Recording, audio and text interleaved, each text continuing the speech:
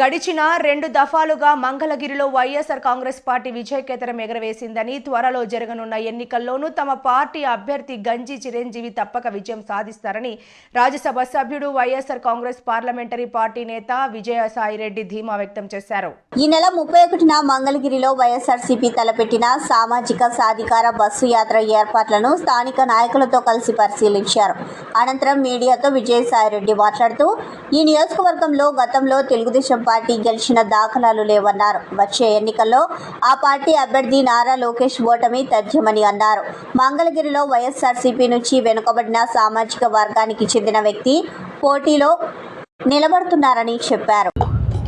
పోటీ పడేటటువంటి ప్రతిపక్ష వ్యక్తి ఎవరైనా కానీ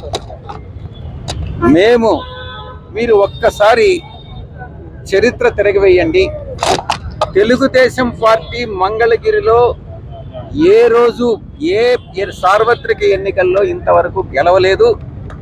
వైఎస్ఆర్ కాంగ్రెస్ పార్టీ గత 2 సార్లు ఇక్కడ మేము ఈ సీటును కైవసం చేసుకున్నాం. రాబోయేటటువంటి 2024 ఎన్నికల్లో తప్పకుండా వైఎస్ఆర్ కాంగ్రెస్ పార్టీ మంగళగిరి స్థానాన్ని కైవసం చేసుకుంటుంది. ప్రత్యర్థి తెలుగుదేశం పార్టీ అభ్యర్థి లోకేష్ తప్పకుండా ఓడిపోతాడు.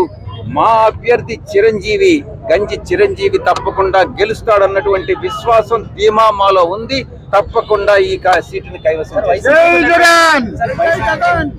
ఇటువంటి ప్రధానమైన సామాజిక వర్గాలు బీసీ సామాజిక వర్గాలు, ముఖ్యంగా వీవర్స్ కమ్యూనిటీ.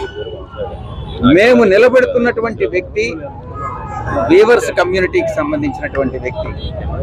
మా పార్టీ వైఎస్ఆర్ కాంగ్రెస్ పార్టీ, మా యొక్క నాయకుడు వైఎస్ జగన్మోహన్ రెడ్డి గారు ఇచ్చినటువంటి పథకాలు కానీ, మేము ముఖ్యంగా బడుగు బలహీన వర్గాలకు, వెనుకబడినటువంటి తరగతులకు, ఎస్సీ ఎస్టీలకు, మైనారిటీస్కు ఇచ్చినటువంటి ప్రాధాన్యత ఈ రాష్ట్రంలోనే కాదు దేశంలో ఎక్కడా ఇవ్వనటువంటి ప్రాధాన్యత ఇచ్చి